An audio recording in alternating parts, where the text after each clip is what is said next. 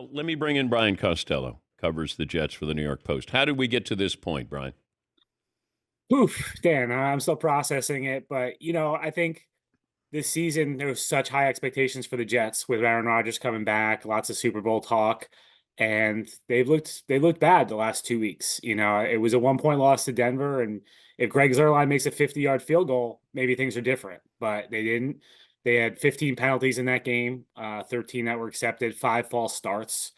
And there's a clamoring. There was the fans were starting to get restless, and I think Woody Johnson listens to the fans. I think he spends a lot of time on Twitter, and he has people in his family that do. And I think that Sunday. I also think, Dan, you can't overlook the game being in London on Sunday. He was the ambassador to the United Kingdom. He's got a lot of friends over there. I'm sure he was embarrassed with the way they played, and that probably played a factor in this as well. So you're surprised? I'm surprised. Yeah, I've been asked after last week. I was asked a bunch of times by people on different shows and stuff, and I thought they have a stretch here where they have three standalone games in a row. They were on the NFL Network Sunday morning. They play Monday Night Football this week against the Bills, and then they play Sunday Night Football in Pittsburgh. So that's three games where you have a national audience. I said to people, if they lose those three games, then I think he's in trouble because it's all the morning shows are talking about him. Everyone's talking about it. Then I think something could happen. But then the Jets haven't changed coaches midseason since 1976 when Lou Holtz quit. So this is not like, and they've had, Rich Kotite was the coach. They went 1-15. Adam Gase was the coach. They were 0-13 to start that season. Todd Bowles last season, there was calls for them to fire him midseason. Everyone knew he was gone, and it hasn't happened. So this is surprising because the Jets this is not the way they've operated in a long, long time.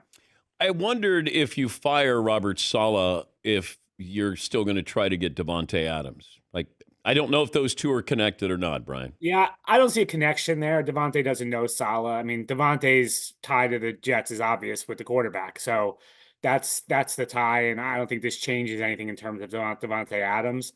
I don't think that's related, Dan. I think this is just purely about what Woody Johnson's seen the last couple of weeks on the field. Well, I didn't know if they would not fire him. They'd give him the benefit of the doubt if they were going to bring in Davante Adams. So yeah, I'm not sure. I'm not sure if that. I think the Davante Adams thing is more Joe Douglas negotiating that right now. This is Woody Johnson deciding to move on from Saleh.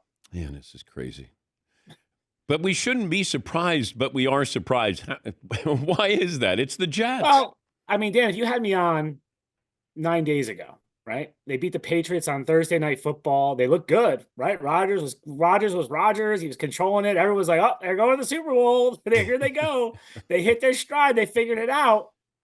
I mean, Dan, we were asking questions that week before the Broncos game of, do you guys have to handle prosperity well here? Like, do you guys not have to get big heads? Like, we were literally asking these questions in the locker room 2 weeks ago, and now he's fired. Like, this league the NFL is insane with just how week to week it is. And, obviously there was a case to be made that Saleh should have been fired last year. Yeah.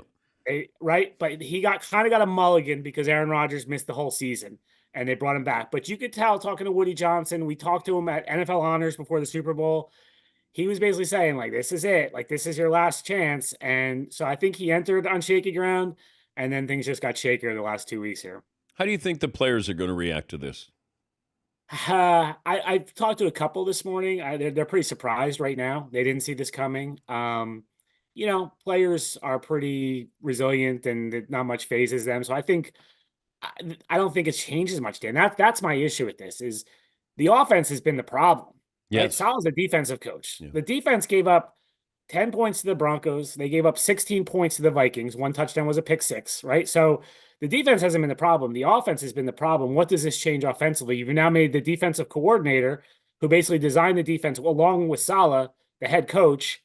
Maybe a change in voice helps. But to me, Dan, this is a 10-7 team. That's what I thought coming into the season. I still think they can go 10-7.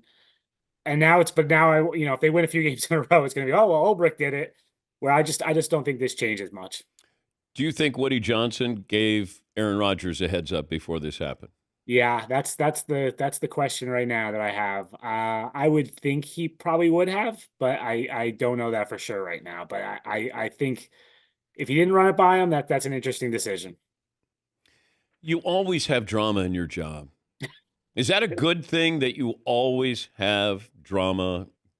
It gives me job security, Dan. I'll say that. You know, this beat's never boring. Like when the New York Post makes the list of jobs, maybe we can live without this one. Jet speed is not on that list. So, yeah, but it's I just texted my wife. I said the plans have changed for the week, hon. I'm like, things are different. Thank you, Brian.